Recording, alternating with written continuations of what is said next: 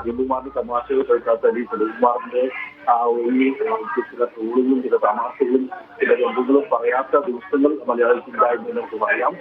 ജഗതിക്കും ഇന്നത്തിനൊക്കെ ശേഷം ഇന്ന് മലയാളത്തിൽ കിട്ടിയ ഒരു വലിയ റാസ്യം പ്രത്യേകിച്ച് സലീംകുമാറിന്റെ സാഹിത്യത്തിന്റെ പ്രത്യേകത ഉണ്ടായിരുന്നു. അദ്ദേഹത്തിന്റെ പല ബോഡി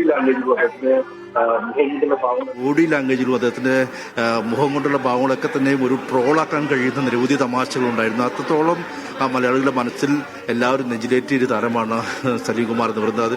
ഈ സലീംകുമാർ നമുക്കറിയാം, അദ്ദേഹത്തിന് ദേശീയ പുരസ്കാരം ലഭിച്ചിട്ടുണ്ട്, സംസ്ഥാന അവാർഡ് ലഭിച്ചിട്ടുണ്ട്. അങ്ങനെ ഒരു നടന് ലഭിക്കാവുന്ന പുരസ്കാരം എല്ലാ നിലയും അദ്ദേഹത്തിന് ലഭിക്കുകയും ചെയ്തു. നല്ലതരം അവസരങ്ങൾ ലഭിച്ചു അദ്ദേഹത്തിന്. അതുകൂടാതെ അദ്ദേഹം സിനിമകൾ സംവിധാനം ചെയ്തു. അങ്ങനെ സിനിമയുമായി ബന്ധപ്പെട്ടുകൊണ്ട് അദ്ദേഹം എല്ലാ മേഖലയിലും കൈവയ്ക്കാൻ കഴിവുള്ള ഒരാൾ കൂടിയായിരുന്നു. അത്രത്തോളം മലയാള സിനിമയ്ക്ക് വലിയൊരു സംഭാവന നൽകിയ ആളാണ് സലീംകുമാർ.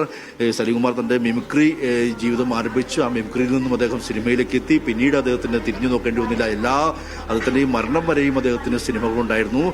അദ്ദേഹം എല്ലാ രീതിക്കും ഹാസ്യ നടനെന്ന് മാത്രമല്ല, അദ്ദേഹം സ്വഭാവ നടനായും എല്ലാ രീതിക്കും അത് തിളങ്ങിയ ഒരു വ്യക്തിത്വം കൂടിയായിരുന്നു.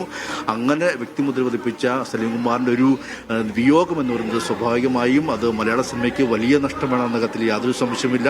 അദ്ദേഹം എല്ലായിടത്തും നിറസാന്നിധ്യമായിരുന്നു. അദ്ദേഹം രാഷ്ട്രീയ സമയത്ത് നമുക്കറിയാം, കഴിഞ്ഞ ഈ ഒരു നിയമസഭാ തെരഞ്ഞെടുപ്പ് കാലത്ത് പോലും അദ്ദേഹം ഇവിടെ കോൺഗ്രസിന് വേണ്ടി, പ്രത്യേകിച്ച് കോൺഗ്രസിന് വേണ്ടിയൊക്കെ അദ്ദേഹം വളരെ വലിയ രീതിയിൽ ശക്തമായി പ്രചരണത്തിലിറങ്ങി. അദ്ദേഹത്തിന്റെ ഒരു അവസാന നാളിലെ പ്രചരണമായിരുന്നു എന്ന് നമുക്കറിയാൻ കഴിയില്ല എന്ന് നമ്മൾ പോലും തോന്നിയിരുന്നില്ല. പക്ഷെ അദ്ദേഹം വളരെ ആരോഗ്യവാനായിട്ടാണ് അദ്ദേഹം ഇവിടെ കളമശ്ശേരിയിലും മറ്റൊക്കെ ഞാൻ തന്നെ നേരിട്ട് റിപ്പോർട്ട് ചെയ്താണ്. അദ്ദേഹത്തിന്റെ ബൈറ്റുകളൊക്കെ അദ്ദേഹം ഇടതുപക്ഷവുമായി ബന്ധപ്പെട്ടുകൊണ്ടൊക്കെ ചില തർക്കങ്ങൾ ഉണ്ടാവുകയും അദ്ദേഹത്തിന്റെ അഭിപ്രായങ്ങൾ പറയുകയൊക്കെ ചെയ്യുന്നതൊക്കെ നമ്മൾ നേരിട്ട് കണ്ടത് കൂടിയാണ്. അത്തരത്തിലൊക്കെ അദ്ദേഹം രാഷ്ട്രീയമായി തന്റെ അഭിപ്രായങ്ങൾ കൃത്യമായി രേഖപ്പെടുത്തുന്ന ഒരു വ്യക്തി കൂടിയായിരുന്നു അദ്ദേഹം. അങ്ങനെ താൻ ഒരു കോൺഗ്രസ്സുകാരനാണ് എന്ന് അദ്ദേഹം ഉറക്കെ പറയുകയും എന്നാൽ കോൺഗ്രസിനെ തന്നെ അദ്ദേഹം വിമർശിക്കുകയും ചെയ്തിരുന്നു. കോൺഗ്രസിനെ അദ്ദേഹം പല സമയഘട്ടങ്ങളിലും കോൺഗ്രസ് പാർട്ടിയെ തന്നെ അദ്ദേഹം വിശ്വസിക്കുന്ന പാർട്ടിയെ തന്നെ അദ്ദേഹം വിമർശിക്കുകയും പരിഹസിക്കുകയും ചെയ്യുന്ന ഒരു സാഹചര്യം കൂടി ഉണ്ടായിരുന്നു. അങ്ങനെ എല്ലാ രീതിക്കും അദ്ദേഹം തുറന്നു പറയുന്ന ഒരു വ്യക്തി കൂടിയായിരുന്നു സലീംകുമാർ. അദ്ദേഹം ഒരു നല്ലൊരു രാഷ്ട്രീയക്കാരൻ കൂടിയായിരുന്നു എന്നും നമുക്ക് പറയേണ്ടി വരും. അദ്ദേഹം എതിരാളികളോട് കൃത്യമായി അദ്ദേഹം തമാശകൾ നർമ്മം കടന്ന രീതിയിൽ അദ്ദേഹം ഒരു തല്ല് കൊടുത്താൽ അത്രത്തോളം വേദനിക്കില്ല. പക്ഷെ അദ്ദേഹത്തിന്റെ അത്രത്തോളം നർമ്മം കടന്ന രീതിയിൽ അദ്ദേഹം അതിനെ ആ രീതിക്ക് അദ്ദേഹം വിമർശിക്കും. അങ്ങനെ കൃത്യമായി വിമർശിക്കുന്ന ഒരാൾ കൂടിയാണ് സലീംകുമാർ. അതേസമയം തന്നെ കോൺഗ്രസിന് വേണ്ടി ഇത്തവണ അദ്ദേഹം എല്ലാ വേദികളിലും അദ്ദേഹം ഓടി നടന്ന് പ്രചരണം നടത്തുകയും ചെയ്തു.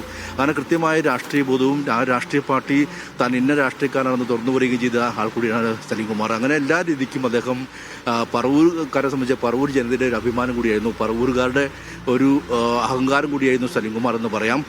മുഖ്യമന്ത്രി വി ഡി സതീശനുമായിട്ടൊക്കെ അദ്ദേഹത്തിന് അടുത്ത ബന്ധമുണ്ടായിരുന്നു. അങ്ങനെ എല്ലാ രീതിക്കും അദ്ദേഹം തന്റെ അഭിപ്രായം വെട്ടിത്തുറന്ന് പറഞ്ഞിരുന്ന ഒരാൾ കൂടിയായിരുന്നു സലീംകുമാർ. എന്തായാലും അദ്ദേഹത്തിന്റെ ഒരു വേർപാട്, അദ്ദേഹത്തിന്റെ വിയോഗം എന്ന് പറയുന്നത് മലയാള സിനിമയ്ക്കും അദ്ദേഹത്തെ ഏറ്റവും അടുത്തറിയാവുന്ന എല്ലാ സുഹൃത്തുക്കൾക്കും മലയാള സിനിമയിലെ എല്ലാ മലയാളികളും ഓരോ കുടുംബത്തിൻ്റെയും കൂടി ഒരു പ്രേക്ഷകനായിരുന്നു സലീംകുമാർ. അതുകൊണ്ട് തന്നെ എല്ലാവരെയും സംബന്ധിച്ചും വലിയ നഷ്ടം തന്നെയാണ് സലീംകുമാറിൻ്റെ ഒരു വിയോഗം എന്ന് പറയുന്നത്.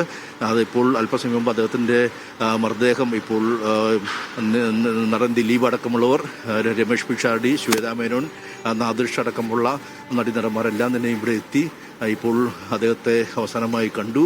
ഇനി നാളെ 8 മണിയോടെ അദ്ദേഹത്തിൻ്റെ മൃതദേഹം ഇവിടെ നിന്നും പറവൂർ കൊണ്ടുപോകും.